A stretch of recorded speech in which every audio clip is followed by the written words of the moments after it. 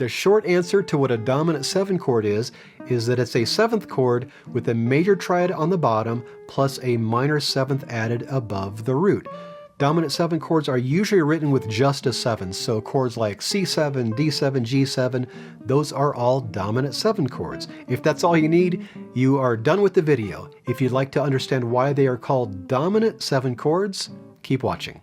To understand what a dominant 7 chord is, we first need to talk about the dominant in a major scale. The scale degrees of a major scale are 1, 2, 3, 4, 5, 6, 7, and then 1 again at the octave. And these scale degrees have names: tonic, supertonic, mediant, subdominant, dominant, submediant, and leading tone, and then it starts over again at tonic.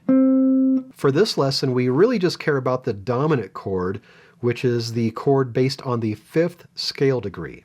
From any note, we can stack every other note from whatever scale we're working with until we have 4 notes stacked in thirds.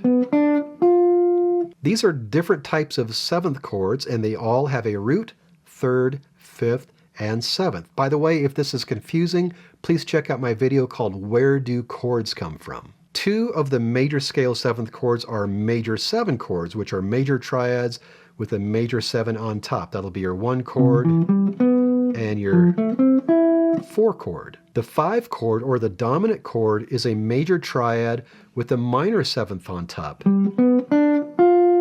As long as we're only using notes from whatever major scale we're working with, the 5 chord, or dominant chord, is the only 7th chord with a major triad on the bottom and a minor 7th on top.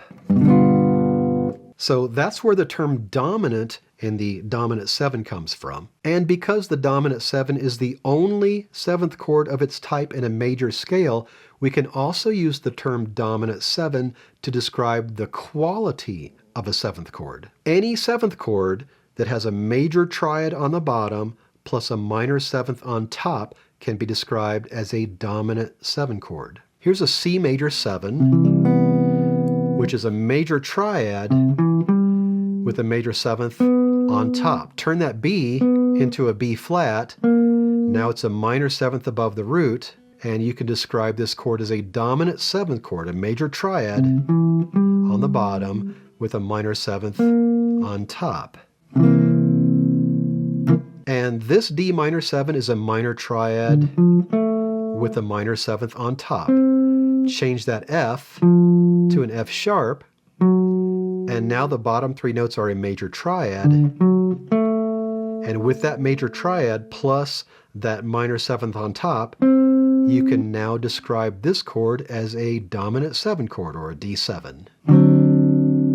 Pretty soon I'm going to post a lesson on secondary dominants, and when I do, I will put a link at the end of this video. If you'd like to understand the theory behind all this, please check out my book, Guitar Theory Modules. And for more music theory, general guitar technique, and solo guitar arrangements, please subscribe.